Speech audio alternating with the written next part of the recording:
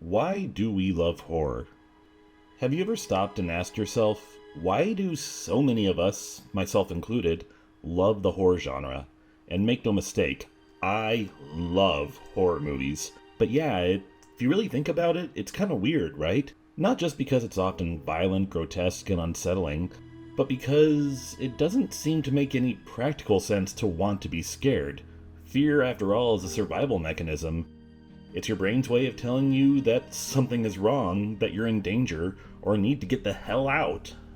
And yet, here we are, turning off the lights, snacking on popcorn, and knowingly inviting that fear in, seeking it out, even paying good money for it.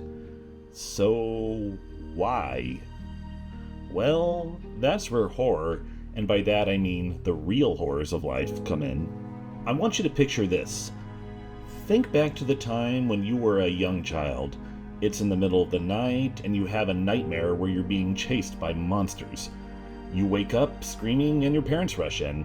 They calm you down, assure you that monsters aren't real, and that there's nothing to be afraid of. And that might be enough for you then, but as you get older, an unsettling truth hits you. Everything your parents told you to calm you down, that monsters aren't real, that you're safe, and that there's nothing to be afraid of, it was all a lie. 1,000, 2, 1,000,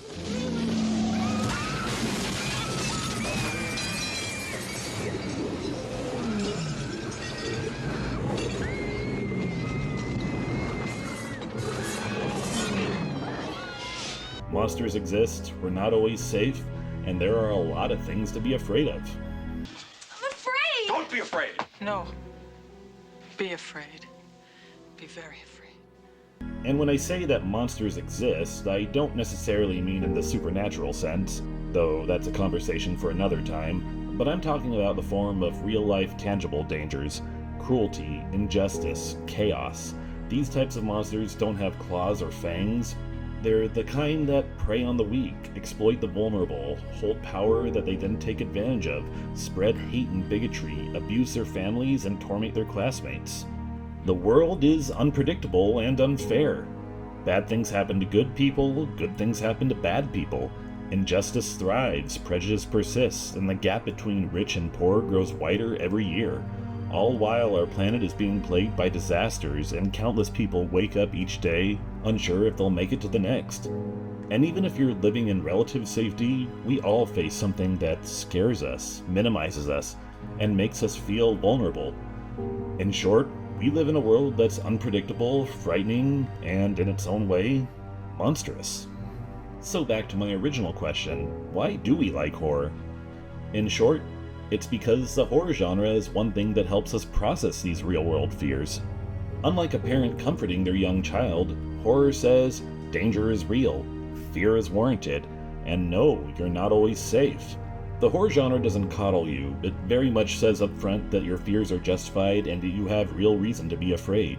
Well, I know it's absurd, but I dreamed the boogeyman was after me, and he's Boogeyman! You nailed the window shut! I'll get the gun!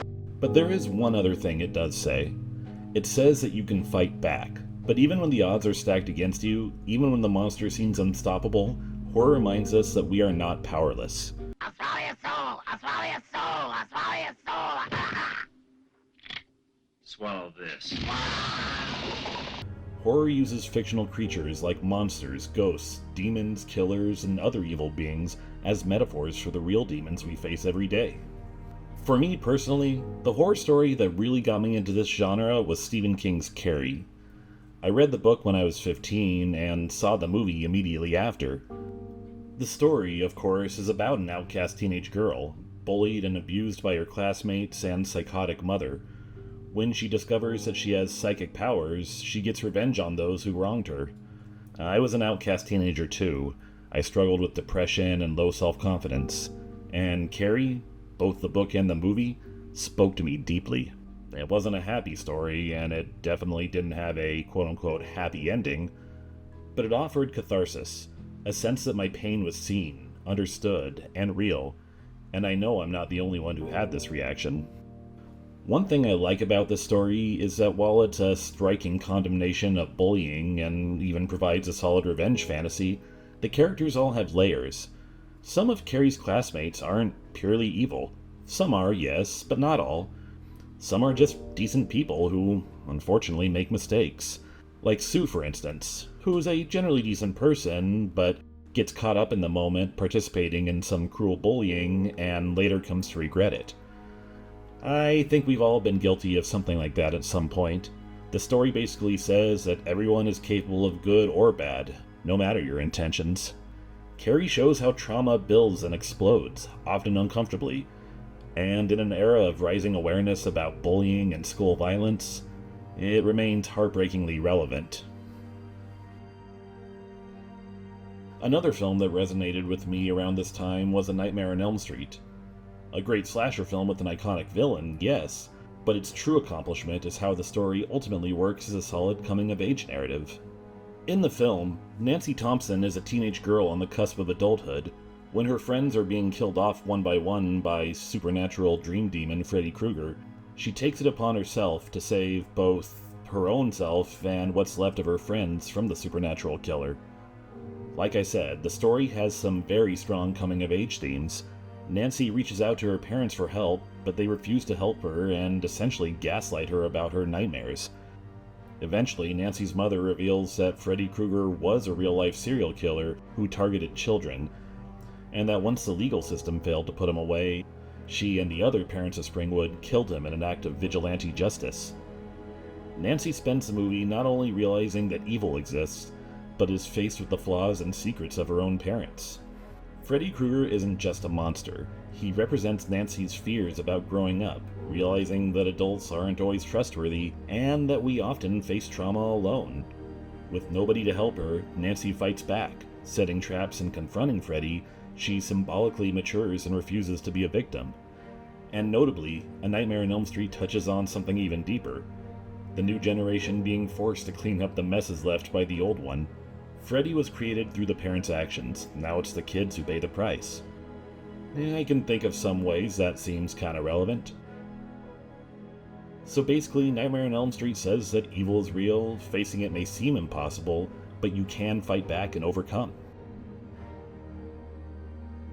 And the list goes on. For a lot of horror movies, the scariest thing isn't the monster, the killer, or the creature, but what they represent. Take The Exorcist, for example.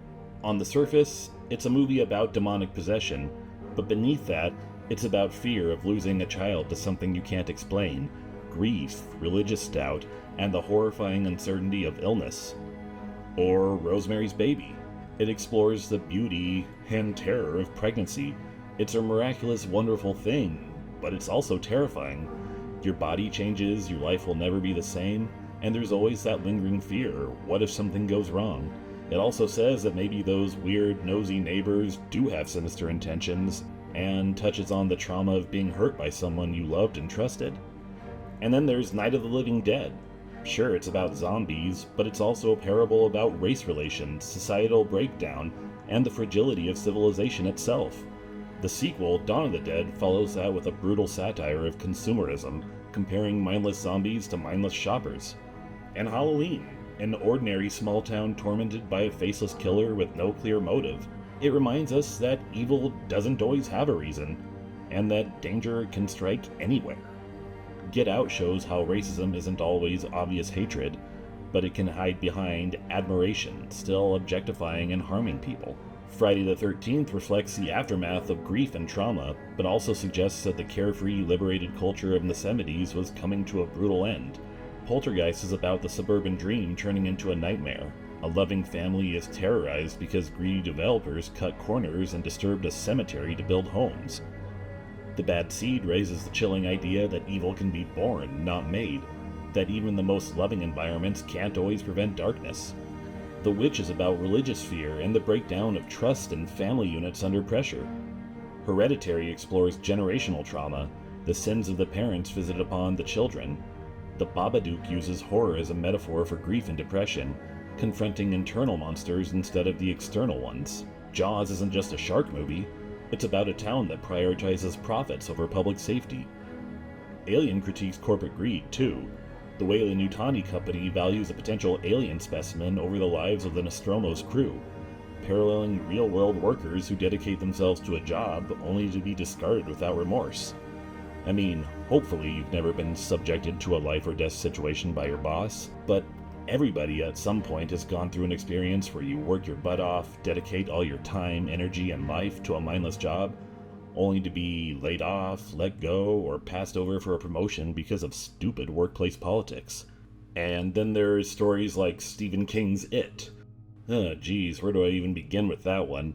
Practically every character is dealing with something awful. Neglectful, abusive, or overprotective parents, religious trauma, bullying, guilt, racism, sexism, and the realization that these wounds don't disappear with adulthood. 30 years later, the Losers Club still carries the scars. Facing Pennywise is scary, sure, but the clown might actually be the least terrifying thing they encounter. And while we're on the topic of Stephen King, let's talk about The Shining. Now, both the novel and movie more or less have the same plot, but approach the story in very different ways. In the novel, Jack Torrance is a loving father undone by alcoholism and supernatural forces. In Kubrick's movie, Jack seems colder, more resentful, like he already blames his wife and child for trapping him in a life he hates. Both versions explore dark truths, that even good people can fall to addiction and rage, or that some people regret the choices they've made and take it out on those closest to them. Here's Johnny! Now, I could go on and on with more examples, but my point here is this. In the end, horror is more than entertainment. It's a lifeline. It helps us process grief, trauma, and fear. It validates the emotions for which we don't always have a safe outlet, and it gives shape to the shapeless, a name to the unnamed. And there's even evidence suggesting that horror can help with depression and anxiety. It forces us to confront our fears in manageable doses, reminding us that even when things are at their worst, we can survive. Horror says, "You're scared? Good. That means you're still fighting." We may walk away from the movie theater a little shaken, but also a little stronger. And that's why we love horror.